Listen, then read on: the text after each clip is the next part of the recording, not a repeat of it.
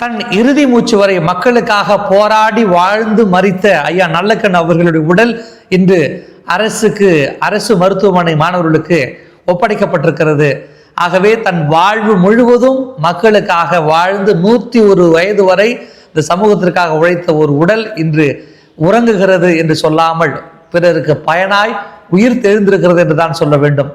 அவர் தன்னுடைய பணிகளின் பொழுது தன்னுடைய பணிகளுக்கு உறுதுணையாக இருந்த தன்னுடைய மனைவி குறித்து அவர் எழுதிய ஒரு சில வரிகள் இப்போது சமூக வலைதளங்களில் வைரலாக இருக்கின்றன. ஏனென்று சொன்னால் பல தருணங்களிலே உடனிருந்து அவரை பாதுகாத்து அவரை அரவணைத்து வந்த அவருடைய காதல் மனைவிக்கு அவர் இல்லாமல் இருந்த அந்த காலத்தை குறித்து அவர் எழுதிய வரிகள் இன்று பரவலாகி இருக்கின்றன. அந்த வரிகள் உங்களுக்காக படித்து காட்டுகிறேன். என் மனைவிக்கு உடல் சுகம் இல்லாமல் போச்சு. ஆஸ்பத்திரியில் வச்சு மருத்துவம் பார்த்தோம், ஆனாலும் காப்பாற்ற முடியல. மாசங்கள் உருண்டோடினாலும் அவளோட இழப்பை என்னால் ஜீரணிக்க முடியல. போராட்டம், பொதுக்கூட்டம்னு என் உடல் எங்கெங்கேயோ அலைஞ்சிட்டு இருந்தாலும் மனசு அவளை நினச்சிக்கிட்டு தான் இருக்கு. அந்த வேதனையை சுமந்துட்டு தான் நானும் திரிகிறேன். என்னை விட முழுசாக புரிஞ்சுக்கிட்டவ என் மனைவி. என் வாழ்க்கையில் எல்லா வகையிலும் அவளோட பங்களிப்பு இருந்துச்சு.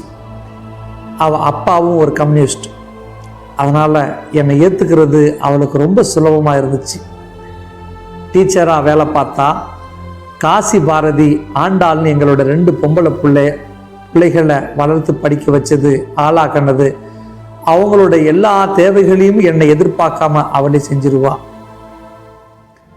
அரசியல் வாழ்க்கை, போராட்டம், காசு பணம் சேர்க்க துடிக்காத மனசுன்னு என் போக்குக்கு என்னை விட்டுடுவா. கட்சி வேலைகளில் தெரிஞ்சுக்கிட்டு வீட்டுக்கு போகும்போது திருப்தி கிடைக்கிற விதமாக அந்த வீட்டை எனக்கானதாக வச்சிருப்பா. இப்போ வீட்டுக்கு போனால் அவள் இல்லாத அந்த வெறுமையும் தனிமையும் ரொம்ப கொள்ளுது, தாங்கவே முடியாமல் வருது. சுற்றி எத்தனையோ பேர் இருந்தாலும் எனக்குன்னு யாரும் இல்லைங்கிறத உணர வச்சுக்கிட்டே இருக்குது அவருடைய பிரிவு. அந்த ராத்திரி வீட்டை விட்டு கிளம்புவேன். எந்த ராத்திரி வீடு திரும்புவேன்னு தெரியாத ஒரு வாழ்க்கை என்னோடது. உண்ணாவிரதம் இருக்க கிளம்பினாலும், ஜெயிலில் இருக்க வேண்டி வந்தாலும் ஒரு வார்த்தை வருத்தமாவோ மறுப்பாவோ சொல்லாம அனுப்பி வைப்பா. என் பிள்ளைங்க, அப்பா உங்களுக்கு வயசாயிருச்சு, அரசியல் வேலைகளுக்கெல்லாம் கொஞ்சம் குறைச்சிக்கோங்கன்னு சொன்னப்ப கூட என் மனைவி அப்படி ஒரு நாளும் என்கிட்ட சொன்னதே கிடையாது. ஏன்னா கட்சி பணிகள் இல்லாமல் என்னால் இருக்க முடியாதுன்னு அவளுக்கு தெரியும். ஆனால் நான் இல்லாமையும் உங்களால் இருக்க முடியாதுங்கிறத இப்படி பிரிவில் உணர்த்திட்டு போயிட்டா.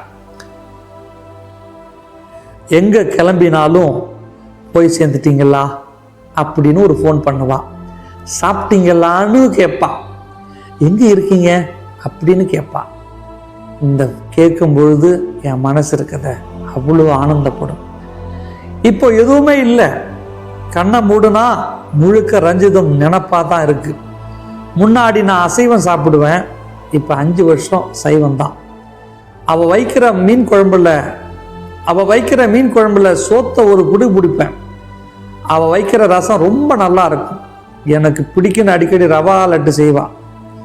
என்னை நீ எதிர்பார்த்து இருக்கக்கூடாது, உனக்கு பசிச்சா சாப்பிடுன்னு என் கல்யாணத்தில் ஒட்டி சொல்லிட்டேன். அதனால் நாங்கள் சேர்ந்து சாப்பிடுவதே ரொம்ப குறைவு தான். ஆனாலும் நான் சாப்பிடும் பொழுது கூட உட்காந்து பேசிகிட்டு இருப்பா. ஒரு சுவாரஸ்யம் என்னென்னா, நான் ஜெயிலில் இருந்து வந்த பிறகு தான் எங்களுக்கு கல்யாணமே நடந்துச்சு. புதுமண தம்பதியாக நாங்கள் பேசிக்கிட்டு விஷயங்கள் எல்லாம் என்னுடைய ஜெயில் அனுபவங்களாக தான் இருந்துச்சு. நிறைய கல்யாணத்தை தலைமை தாங்கி நடந்திருக்கிறேன்.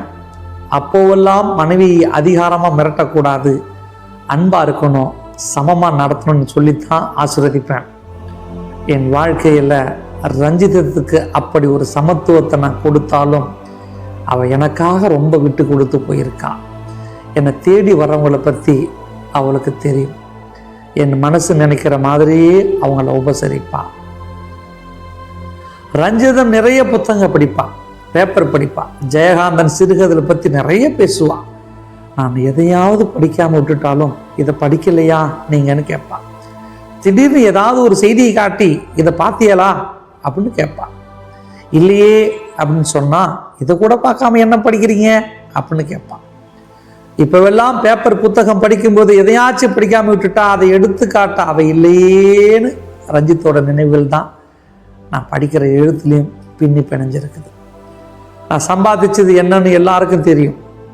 வெளியே போகும்போது செலவுக்கு அவகிட்ட தான் காசு வாங்கிட்டு போவேன். கொஞ்சம் நிலம் இருந்து அதில் அரிசி வரும், மற்றபடி அது இல்லை இது இல்லைன்னு எதுவும் என்கிட்ட சொல்ல மாட்டான். அவளே சமாளித்து குடும்பத்தை கொண்டு போனான். என் பிறந்த நாளுக்கு துணிமணி எடுத்து கொடுப்பாள். அவளுக்கு நான் வீட்டில் இருந்தாலும் பரிசு தான் சொல்லுவாள். எப்போவாச்சும் டெல்லிக்கு போனால் அவளுக்கு சேலை எடுத்துகிட்டு வருவேன். ரொம்ப சந்தோஷப்படுவாள். வெளியே போயிட்டு நேரடியாக வீட்டுக்கு வர்றதா இருந்தால் ஏதாவது பணம் வாங்கிட்டு வந்து கொடுப்பேன். எங்கள் அப்பா என் கூட பிறந்தவங்களுக்கு எல்லாம் அவங்கவுங்க பேரில் வீட்டை எழுதி வச்சார். என் பங்கு வீட்டை மட்டும் என் மனைவி பேரில் தான் எழுதி வச்சார். பொது வாழ்க்கையில் இருக்கேன், வீட்டையும் விற்று செலவு பண்ணிடுவேன்னு பயம்.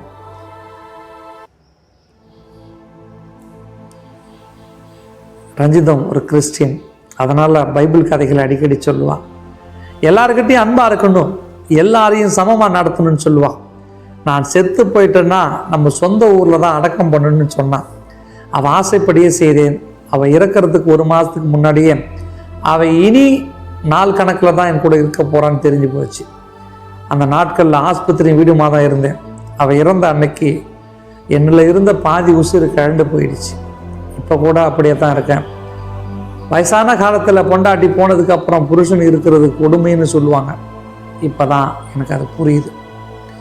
என் மனசு அவளுக்கு தெரியும்னாலும் எனக்கு எல்லாமே நீதாங்கிறத இருக்கும்போது அவகிட்ட எத்தனை தடவை வார்த்தையில் சொல்லியிருக்கேன்னு தெரியல.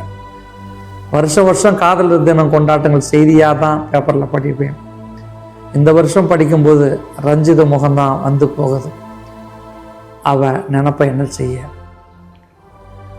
இப்படி ஒரு வழிகள் நிறைந்த பதிவை தன் வாழ்க்கையில் பயணித்த அம்மையாரோடு அவர் வாழ்ந்த வாழ்க்கையை பற்றி பகிர்ந்த செய்தி சமூக வலைதளங்களில் வைரலாகி இருக்கிறது.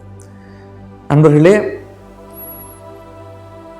இந்த செய்தி ஒரு மாபெரும் வரலாற்று காட்டுத்தீயை பரவட்டும். நல்ல கண்ணாகவே வாழ்ந்து வருகிறார்.